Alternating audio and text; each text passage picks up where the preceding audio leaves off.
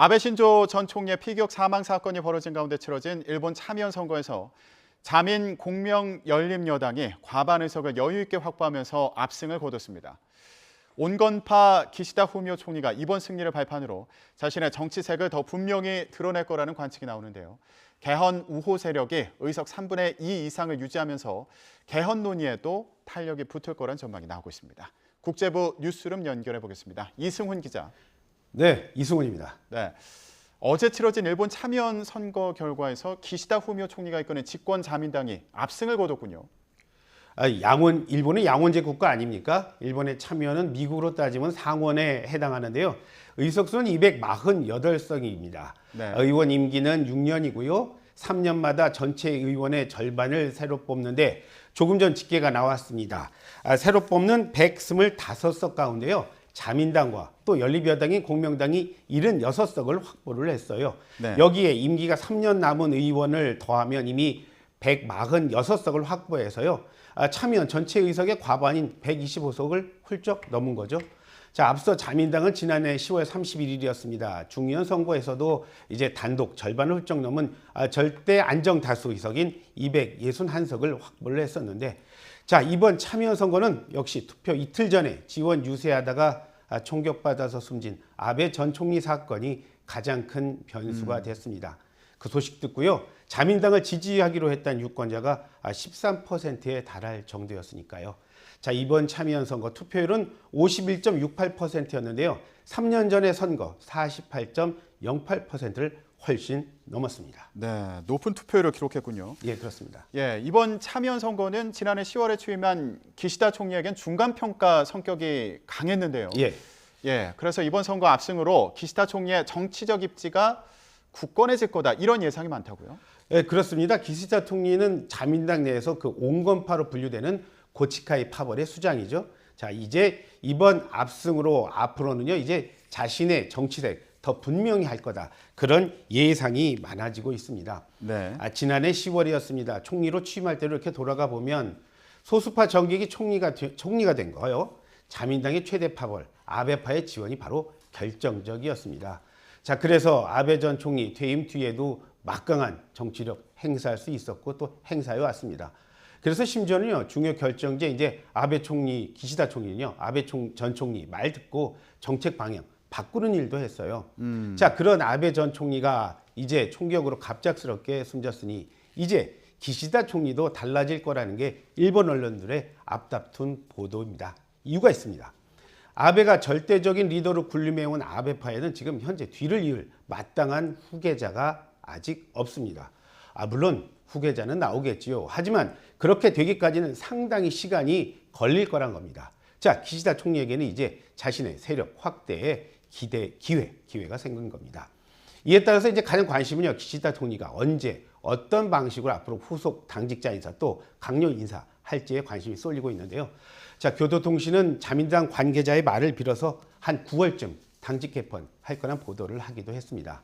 자, 물론 아베 전 총리의 이거 추모 분위기 상당 기간 또 이어지면은 자신의 정치를 쉽게 드러내지 못할 거란 그런 예상도 있습니다. 왜냐하면 말씀드린 대로 이번 선거 승리 기시다 총리가 뭐 잘했다 그러기보다는 아베 전 총리 피격으로요 우익 세력이 결집한 효과다 그런 평가가 더 많았습니다. 네, 그렇군요. 자, 그런데요, 이번 선거 압승으로 일본의 개헌 작업도 본격화할 거다 이런 얘기도 나오던데 이게 무슨 말입니까? 자민당은요, 현재 자위대라는 그 이름, 또 긴급사태 대응 규정 신설, 이런 걸 포함한 개헌을 위한 4가지 구상을요, 이미 밝혔습니다. 네. 그런데 지금 먼저 말씀드린 대로 이제 자위대의 명기 구상, 가장 민감한 쟁점이다, 이렇게 할 수가 있는데요. 일본은 헌법 구조에서요, 확실하게 표현을 하고 있어요. 전쟁 포기, 전력의 보유, 그리고 교전권 불인정을 규정을 하고 있습니다. 그런데 지금 현재 군대와 유사한 조직인 자위제 두고 있지 않습니까? 하지만 지금 말씀드린 대로 헌법 구조에 전력 보유를 인정하지 않고 있어요. 그렇기 때문에 이건 헌법 구조 위반이다. 이렇게 볼 수 있다는 해석이 많은 겁니다. 자, 그래서 그 논쟁 이제는 끝내자는 게 자민당의 주장인 겁니다. 아베 전 총리는요, 이거를요 필생의 과업이라고 말할 정도였어요. 자, 그런데 이번 선거 결과 여당 그리고 개헌 우호 세력인 야당 일본 유신회 등 있는데 이 의석수를 합치면 이제 전체의 3분의 2가 넘었습니다.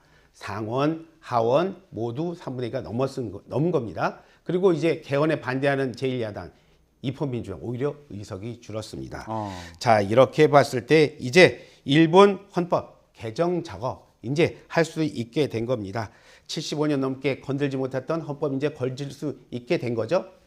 하지만 개헌안 쉽게 발의될 거다 이렇게 낙관하기는 좀 사실은 어려워요. 왜냐하면 겉으로 지금 말씀드리는 의원 숫자만 따지면은 뭐 할 수 있는 정도입니다. 하지만은 구체적으로 개헌을 어떻게 할지에 대한 아직 합의가 없습니다. 예를 들어서 조금 전 말씀드린 자위대에 명기하는 방안에 대해서는 자민당 그리고 야당인 일본 유신회는 찬성하고 있지만요. 같은 연립여당인 공명당은 좀 거기에 대해서 또 다른 말을 하고 있거든요. 물론 뭐 변수도 있습니다. 러시아 지금 우크라이나 침공해서 불안 높죠. 또 북한 계속해서 미사일 반복하고 있습니다. 여기에 처음 말씀드린 대로 개헌의 아이콘 아베 전 총리 갑작스럽게 사망하면서 동정 여론 막 올라가고 있습니다. 마이니치 신문이 참여한 선거 후보자 상대로 설문조사를 했더니 헌법 개정 찬성 의견이 52%였어요. 3년 때 조사했는데 25%였으니까 무려 2배를 넘은 겁니다. 네, 말씀해 주신 그 변수에 대해서도 좀 잘 지켜봐야겠군요. 예, 그렇습니다. 자, 우리 정부에서는 한덕수 국무총리를 대표로 한 아베 전 총리 조문단을 보낼 예정인데요. 자, 이번에 자민당 압승의 이 선거 결과가 한일 관계는 어떤 변화를 가져올까요? 이번 참여 선거 승리로요. 확실하게 말씀드릴 거는 이제 기시다 총리 장기 집권의 발판을 마련한 거죠. 자, 그렇기 때문에 이제 앞으로 한일 관계에서 역시도 기시다 총리 개인의 역할 중요해졌다는 게 뭐 한국과 일본, 뭐 외교가 전반적인 분석입니다. 사실 아베 전 총리 말씀드린 대로 국내 문제뿐만 아니고요. 한일 관계에서도요. 막강한 영향력 행사를 해왔어요. 자, 예를 들어서요. 기시다 총리는 올해 1월이었습니다.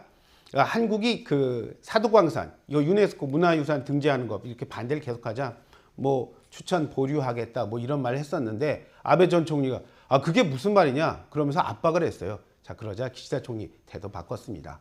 그런데 이제 아베 전 총리가 사라진 겁니다.